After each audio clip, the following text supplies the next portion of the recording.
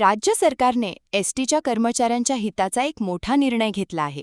या निर्णयाअंतर्गत कर्मचाऱ्यांचा महागाई भत्ता थेट 5% वाढवण्यात आलेला आहे. या निर्णयाचा अनेक एसटी कर्मचाऱ्यांना फायदा होणार आहे. राज्य परिवहन कर्मचाऱ्यांच्या आंदोलनाच्या पार्श्वभूमीवर महाराष्ट्र सरकारने मोठा दिलासा देणारा निर्णय घेतला आहे. परिवहन मंत्री तथा एसटी महामंडळाचे अध्यक्ष प्रताप सरनाईक यांनी विधानसभेत एसटी कर्मचाऱ्यांचा महागाई भत्ता 53% वरून 58% वाढवण्याची घोषणा केली. तसेच घरभाडे भत्ता 10, 20 आणि 30% वाढवण्यात आला असून वार्षिक वेतनवाढीचा दरही 2% वरून 3% करण्यात आला आहे. या निर्णयामुळे राज्यातील सुमारे 86,000 एसटी कर्मचाऱ्यांना थेट आर्थिक लाभ मिळणार असून संभाव्य संप टळण्यास मदत झाली आहे. सरकारने कर्मचाऱ्यांच्या न्याय मागण्यांना सकारात्मक प्रतिसाद देत हा ऐतिहासिक निर्णय घेतल्याचे प्रताप सरनाईक यांनी सांगितले. विधानसभा आणि विधान परिषदेत निवेदन करताना मंत्री सरनाईक म्हणाले की काल दिनांक 22 जून रोजी उपमुख्यमंत्री एकनाथ शिंदे यांच्या सूचनेनुसार एसटीच्या सर्व कामगार संघटनांची बैठक घेतली. एसटी ही केवळ एक परिवहन संस्था नसून महाराष्ट्रातील सर्वसामान्य जनतेची जीवनवाहिनी आहे. गेल्या 8 दशकांपासून लालपरी राज्याच्या कानाकोपऱ्यात अविरत सेवा बजावत आहे. या सेवेचा खरा कणा म्हणजे एसटीचे कर्मचारी आहेत. उन्हाळा, पावसाळा किंवा कोणतेही संकट असो, प्रवाशांच्या सेवेसाठी स्वतःच्या कुटुंबापेक्षाही कर्तव्याला प्राधान्य देणाऱ्या कर्मचाऱ्यांच्या न्याय्य मागण्यांची दखल घेणे हे शासनाचे कर्तव्य असल्याचे त्यांनी नमूद केले. या निर्णयामुळे एसटी महामंडळावर दरमहा सुमारे 45 कोटी रुपयांचा अतिरिक्त आर्थिक भार पडणार असला तरी कर्मचाऱ्यांचे मनोबल उंचावणे आणि त्यांच्या न्याय्य हक्कांना मान्यता देणे अधिक महत्त्वाचे असल्याचे सरनाईक यांनी स्पष्ट केले.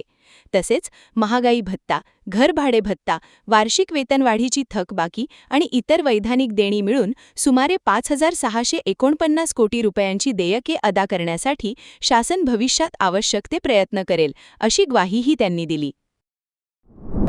अध्यक्ष महोदय, आज या सभागृहात उभा राहताना माझ्या मनात समाधानाची भावना आहे. राज्याचे लोकप्रिय उपमुख्यमंत्री आणि आमच्या पक्षाचे नेते आदरणीय एकनाथ शिंदे साहेब यांच्या आदेशावरून काल मी एसटी महामंडळाच्या सर्व युनियनची बैठक घेतली आणि त्या बैठकीच्या अनुषंगानं महाराष्ट्राच्या कानाकोपऱ्यात अहोरात्र सेवा देणाऱ्या एसटीच्या सुमारे भास्कर जाधव राज्यातल्या 86,000 एसटी कामगारांच्या संदर्भात प्रश्न आहे. 86,000 एसटी कामगार, 86,000 एसटीच्या सुमारे 86,000 कर्मचाऱ्यांच्या न्याय हक्काला या सभागृहातील महायुती सरकार दाद देते. अध्यक्ष महोदय, एसटी ही केवळ परिवहन संस्था नाही, ती महाराष्ट्राच्या सर्वसामान्य जनतेची जीवनवाहिनी आहे. गेली 8 दशके लालपरीने शेतकरी, विद्यार्थी, कामगार, महिला व ज्येष्ठ नागरिक, आदिवासी आणि दुर्गम भागातील लाखो नागरिकांना त्यांच्या आयुष्याशी जोडून ठेवलेले. अध्यक्ष महोदय, या लालपरीचा खरा आधारस्तंभ म्हणजे एसटीचे कर्मचारी. उन्हाळा असू द्या, पावसाळा असू द्या किंवा कोणतेही संकट असू द्या, स्वतःच्या कुटुंबापेक्षा प्रवाशाच्या सुरक्षिततेला प्राधान्य देणारे या कर्मचाऱ्यांचे योगदान शब्दात मांडणे अशक्य. अध्यक्ष महोदय, याच कर्मचाऱ्यांच्या अनेक वर्षापासून प्रलंबित असलेल्या न्याय मागण्यांबाबत शासनाने अत्यंत सकारात्मक भूमिका घेतली आहे. मुख्यमंत्री माननीय देवेंद्रजी फडणवीस, उपमुख्यमंत्री माननीय एकनाथजी शिंदे आणि उपमुख्यमंत्री आदरणीय सुनेत्रताई पवार यांच्या नेतृत्वाखालील महायुती सरकारने एसटी कर्मचाऱ्यांच्या भावना समजून घेत हा ऐतिहासिक निर्णय घेतलेला. अध्यक्ष महोदय, मला या सभागृहाला सांगताना आनंद होत आहे.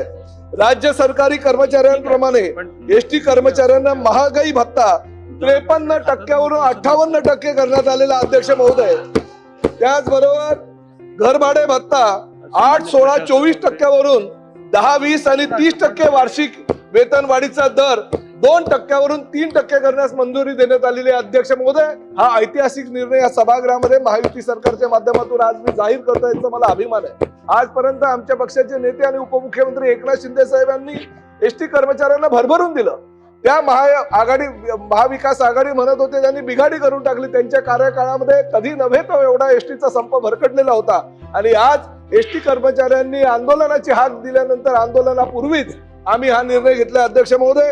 या निर्णयामुळे एसटी महामंडळावर सुमारे 45 कोटी रुपयांचा अतिरिक्त आर्थिक भार पडणार असला तरी कर्मचाऱ्यांच्या न्याय हक्कापुढे हा खर्च गौण आहे.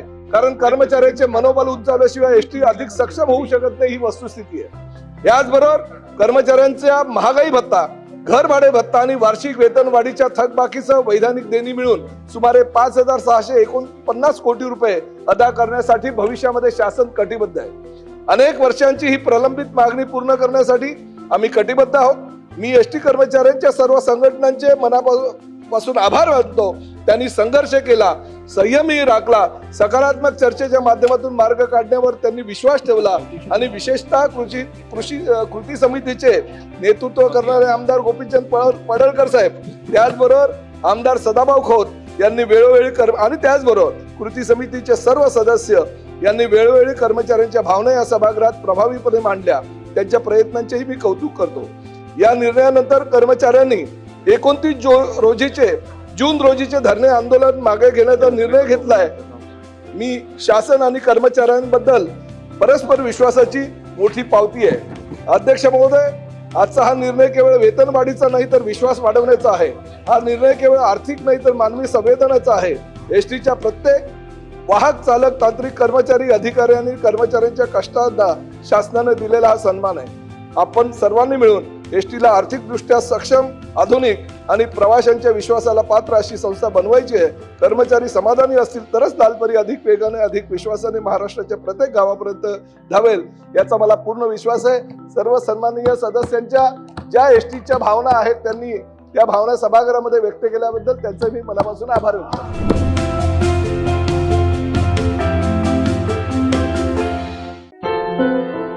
क्या हुआ बहू? माँ, पाइल्स की बहुत तकलीफ हो रही है। तो तुम गुदरोग सर्जन के पास क्यों नहीं गई? देखो, जैसे हार्ट के लिए हार्ट स्पेशलिस्ट, ब्रेन के लिए ब्रेन स्पेशलिस्ट, तो पाइल्स के लिए पाइल स्पेशलिस्ट क्यों नहीं? स्त्री हो या पुरुष, टॉयलेट में तकलीफ केवल पाइल्स ही नहीं और भी कई प्रकार के गुदरोग तथा कैंसर भी हो सकता है। इसीलिए इसकी प्रत्यक्ष जांच जरूरी है। ठीक है माँ, पर जांच के लिए हम जाएंगे कहाँ? वही काले आयुर्वेदिक पाइल्स हॉस्पिटल में। लेकिन माँ, प्रेगनेंसी में पाइल्स की दवाइयाँ? प्रेगनेंसी में आयुर्वेदिक दवाइयाँ सुरक्षित होती है। जनहित में जारी काले आयुर्वेदिक पाइल्स हॉस्पिटल, औषधि चिकित्सा तथा सर्जरी ट्रीटमेंट उपलब्ध। हमारा पता उमरेड रोड, दिघौरी बस स्टॉप के पास, नागपुर। अधिक जानकारी के लिए वेबसाइट पर जाएं kalepileshhospital.com।